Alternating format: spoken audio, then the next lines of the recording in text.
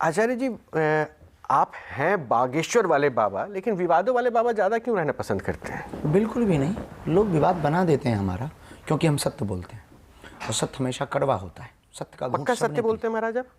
अपनी गारंटी से हम पक्का बोलते हैं, क्योंकि निजी तौर पर सबके अपने अपने सत्य अलग अलग होते हैं। नहीं तो फिर सत्य क्या है महाराज? वो जो मैं वो शब्द नहीं बोलूँगा जो आपने अभी थोड़े दिन पहले एक दूसरे समुदाय विशेष के लिए मुंबई में कहा था, जिसके लिए आपको अफसोस भी हुआ। तो क्या सत्य वो था जो आपके मन में था, वो बाहर आ गया? देखिए, साधु की भाषा की दृष्टि से वो शब्द नहीं निकलना चाहिए था, पर सत्य भी वही था। ये भी अतिशयोक्ति नहीं। 25 तारीख को क्रिसमस डे होता है, उस दिन भी पटाखे जलाए जाते हैं। 1 जनवरी को न्यू ईयर होता है, उस दिन भी पटाखे जलाए जाते हैं। नेता चुनाव जीतते हैं, उस दिन भी पटाखे जलाए जाते हैं। क्रिकेटर क्रिकेट जीतते हैं, उस दिन भी पटाखे जलाए जाते हैं। गाजा का युद्ध चल रहा है, उस अभी भी पटाखे और बम फोड़े जा रहे हैं। भारत पाकिस्तान ने मिसाइलें दागी, तब भी प्रदूषण हुआ है। लेकिन ज्ञान हमेशा आदमी एक ही समय पे देता है, जब दिवाली आती है। वो भी कौन देते हैं? कुछ अपने, कुछ दूसरे वाले। हमने उनसे प्रार्थना की, पटाखों से प्रदूषण होता है, हम ये मानने को तैयार हैं। लेकिन आप ये बात केवल दीपावली पे मत बोलो, और भी हैं उत्सव। नहीं तो लेकिन वो समुदाय विशेष जिसके लिए आपने ये शब्द इस्तेमाल किया, वो समुदाय विशेष से सिर्फ थोड़ी ना बोलता है। एक्टर्स बोलते हैं, क्रिकेटर्स बोलते हैं। आपने हमारा बयान नहीं फिर पूरा ठीक से देखा। हमने एक्टर्स को भी बोला कि अभिनेता जगत के लोगों से भी हमारी प्रार्थना है कि ज्ञान अपने पास रखें, क्योंकि जब इनकी पिक्चर रिलीज होती तब ये भी पटाखे फोड़ते। हाँ, तो ये ज्ञान देने के पहले खुद के गिरेबान में झांके। माना कि मैं बेदाग नहीं हूं, पर मुझ पर उंगली उठाने के पहले अपना भी कैरियर देख लीजिएगा कि आप बेदाग हो कि नहीं।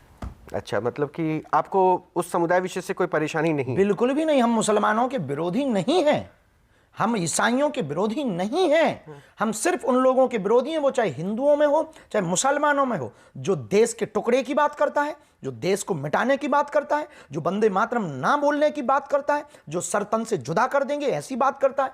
हम उसके पक्षधर हैं। कुछ लोग इस देश में तिरंगा पर चांद देखना चाहते और हम चांद पर तिरंगा देखना चाहते। ठीक है, बहुत पॉजिटिव है कि आप चांद पे तिरंगा, लेकिन अगर आप उनके विरोधी नहीं है तो हिंदू राष्ट्र बनाने के बाद एक तो यही मैसेज जा रहा है ना कि आप जिस तरह बोलते हैं हिंदू राष्ट्र, अभी पदयात्रा पे आप निकलने वाले हैं। बिल्कुल, 7 नवंबर से किसके लिए? हिंदू राष्ट्र के लिए ना? बिल्कुल, 7 नवंबर से 16 नवंबर तक अपने जीवन काल की हम दूसरी पदयात्रा कर रहे हैं। जब तक जिएंगे तब तक करेंगे। हिंदुओं के बल को बढ़ाने के लिए, हिंदुओं को प्रखर मुखर करने के लिए, हिंदुओं की एकता के लिए, हिंदू संगठन के लिए ये हम कर रहे हैं।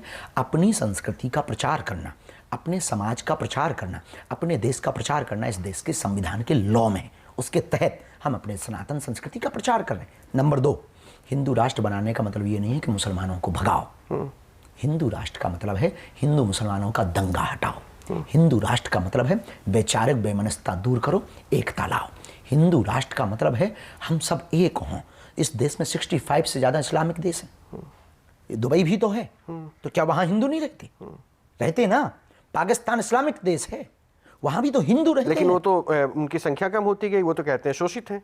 लेकिन यहां उल्टा है, हिंदू घट रहा है, दूसरे बढ़ रहे हैं, क्योंकि इस देश में प्रायोजित तरीके से सेकुलर देश बना दिया गया। बहुत प्रायोजित। तो सेकुलर होने में दिक्कत है आपको? हमको बिल्कुल दिक्कत है। सेकुलर काहे का सेकुलर? या तो इस तरफ रहिए या उस तरफ रहिए, बीच के बीच मत रहिए साहब।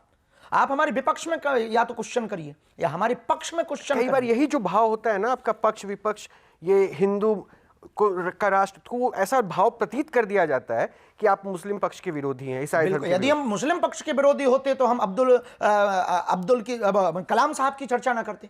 यदि हम मुस्लिम पक्ष के विरोधी होते तो हम रहीम रसखान के दोहा ना गाते।